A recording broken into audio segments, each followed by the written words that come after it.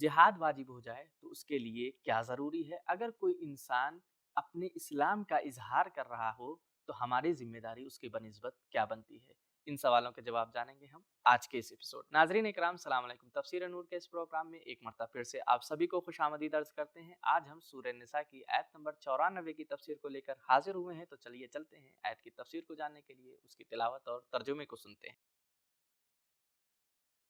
كتاب أنزلناه إليك مبارك ليدبروا آياته وليتذكروا بسم الله الرحمن الرحيم يا أيها الذين آمنوا إذا ضربتم في سبيل الله فتبينوا ولا تقولوا لمن ألقى إليكم السلام لست مؤمنا تبتغون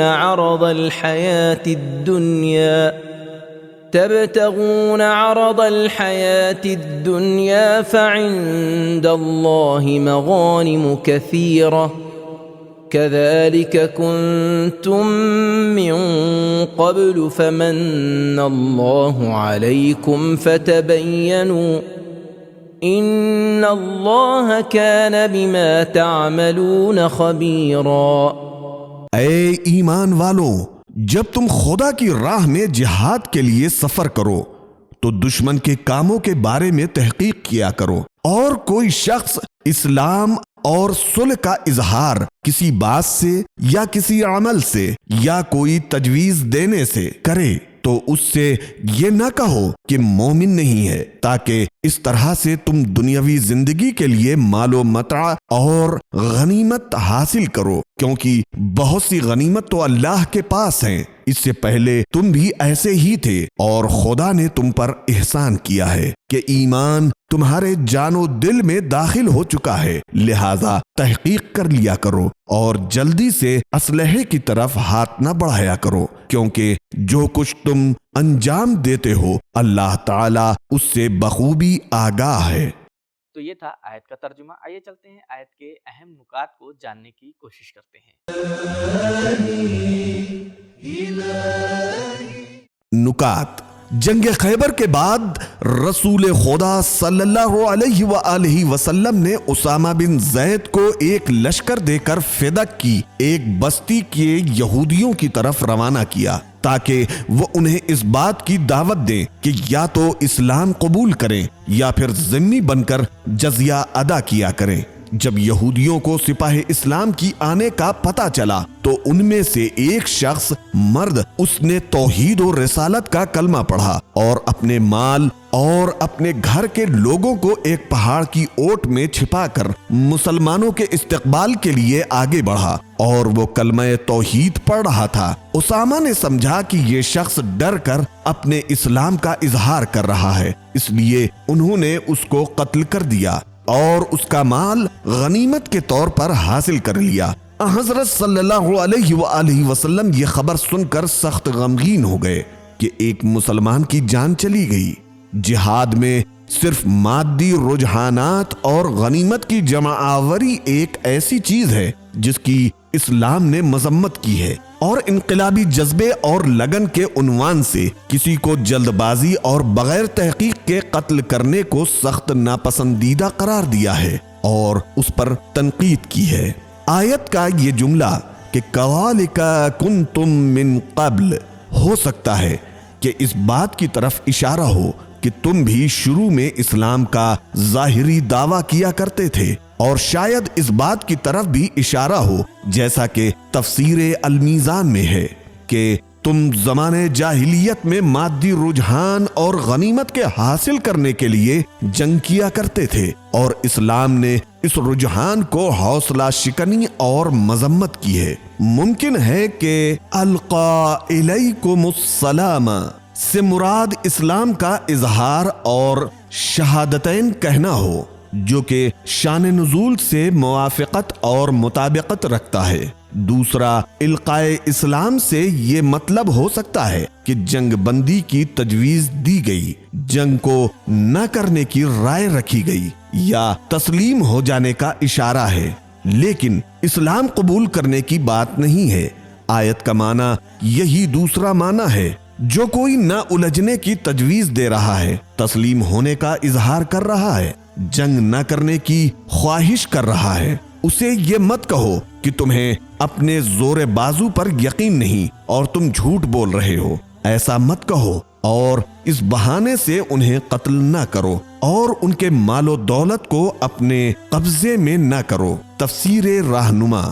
آیت کے آخر میں فتبینوا کے جملے سے مراد یہ ہو سکتی ہے کہ تاریخ جاہلیت میں تحقیق ہو۔ اس کا مطلب یہ ہے کہ تاریخ میں اس بات کی تحقیق کرو کہ تم اسلام سے پہلے دنیا کے لیے لڑا کرتے تھے، لیکن کس طرح اسلام نے تمہاری تربیت کی، تمہاری ہدایت کی، اور اب تم پہلے جیسے نہیں ہو۔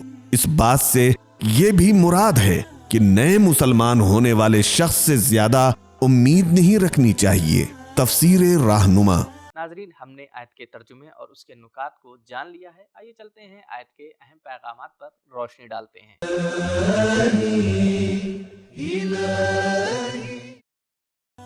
پیغام 1۔ جہاد کے لیے ضروری ہے کہ آپ کے پاس دشمن کے بارے میں ساری معلومات ہوں، ان کی موجودہ ساری صورتحال ہو، دشمن کے اہداف و مقاصد واضح ہوں۔ 2۔ جو لوگ اسلام کا اظہار کریں انہیں کھلے دل سے قبول کر لو۔ 3۔ جہاد کے محاذ پر بھی اپنی طاقت سے غلط فائدہ نہیں اٹھانا چاہیے۔ 4۔ لوگوں کے بارے میں بدگمانی، ان کے اظہار اسلام کے بارے میں شکوک و شبہات اور مشکوک افراد پر فوراً کفر کا ٹھپا لگا دینا ممنوع ہے۔ 5۔ ہم لوگوں کے ظاہر پر حکم لگانے کے پابند ہیں، نہ کہ ان کے باطن پر حکم لگانے کے۔ اگر ہم ان کی بات کو قبول نہیں کرتے تو اسے فوراً ٹھکرا بھی نہیں دینا چاہیے۔ 6۔ صرف دعوے کے ساتھ دلیل ضروری نہیں ہوتی، بلکہ کسی بات کو رد کرنے کے لیے بھی دلیل ضروری ہوتی ہے۔ 7۔ مادی لالچ میں آ کر کسی کو کافر کا عنوان اور ٹائٹل نہ دیں۔ 5۔ جنگ و جہاد میں مادی مقاصد کو اپنے سے دور رکھو اور جہاد کے تقدس کو غنیمت طلبی کے ذریعے ختم نہ کرو۔ 9۔ دنیا کی کشش جان ہتھیلی پر رکھنے والے مجاہدین کو بھی نہیں چھوڑتی۔ 10۔ جہاد کا مقصد دوسروں کو اسلام میں داخل کرنا ہے، غنائم اکٹھے کرنا نہیں، لہذا غنیمتوں کی خاطر دوسروں پر بے دینی کا الزام نہ لگائیں۔ 11۔ جہاد میں مقصد کی تبدیلی کا خطرہ بہت اہم ہوتا ہے۔ 12۔ دنیا وقتی، عارضی، ناپائیدار اور جلد ختم ہونے والی ہے۔ 13۔ زہد اور دنیا سے لاپرواہی مومن مجاہد کے اخلاق کا حصہ ہونا چاہیے۔ 14۔ تم لوگ تحقیق کے بغیر اور لاپرواہی کی حالت میں کوئی قدم نہ اٹھاؤ، خداوند مادی مسائل خود حل کر دے گا۔ 15۔ خدا تعالیٰ کی طرف سے ملنے والی جزا کی یاد انسان کی نظر میں دنیا کو حقیر بنا دیتی ہے۔ 16۔ مادی نعمتوں کو بھی خدا تعالیٰ سے چاہیں۔ 17۔ انسان فطری طور پر فائدے کی تلاش میں رہتا ہے، چاہے جس طرح بھی حاصل ہو۔ تو کیا یہ اچھی بات نہیں کہ یہ فائدہ خدا کے بتائے ہوئے راستوں سے حاصل کیا جائے؟ کیا یہ بہتر نہیں ہے کہ اچھی اقدار کو پہچان کر اور اپنی فطری خواہشات کو مثبت کے پہلو دے کر تھوڑے اور ناجائز فائدے سے بچا جائے؟ 18۔ دنیا کی طرف مائل ہونا زمانے جاہلیت کی ایک عادت ہے۔ 19۔ خود کو دوسروں کی جگہ پر رکھو، پھر فیصلہ کرو، آپ بھی ایک دن ایسے ہی تھے۔ 10۔ مغرور مت بنو، کیونکہ یہ ایمان کی نعمت تمہیں خدا تعالیٰ کی طرف سے عطا ہوئی ہے۔ 21۔ اللہ تعالیٰ کی ہدایت در حقیقت ہم پر خدا تعالیٰ کا احسان ہے۔ 22۔ نعمتوں کے بدلے میں ذمہ داریاں بھی آتی ہیں۔ 23۔ ناحق قتل کا خطرہ دشمن کی طرف سے نفاق کے احتمال اور غنائم کے ہاتھ نہ لگنے سے بھی زیادہ ہوتا ہے۔ جن لوگوں کے ذمے عوام کے مال، جان اور عزت و آبرو کی حفاظت ہوتی ہے، انہیں چاہیے کہ احتیاط اور تحقیق کے اصولوں کو ہرگز نظر انداز نہ کریں۔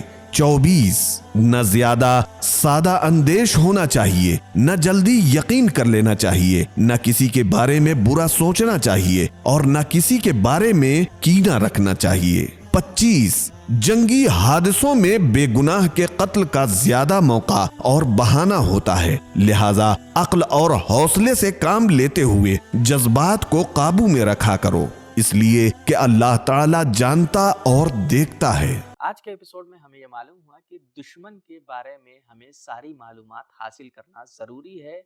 شک و شبہ کی وجہ سے کسی کو کافر کہنا درست اور صحیح نہیں ہے۔ آج کا ایپیسوڈ ہمارا یہیں پر ختم ہوتا ہے، ملتے ہیں اگلے ایپیسوڈ میں، تب تک کے لیے شکریہ، خدا حافظ۔ سبیل قرآن، قرآنی سماج کی پہچان۔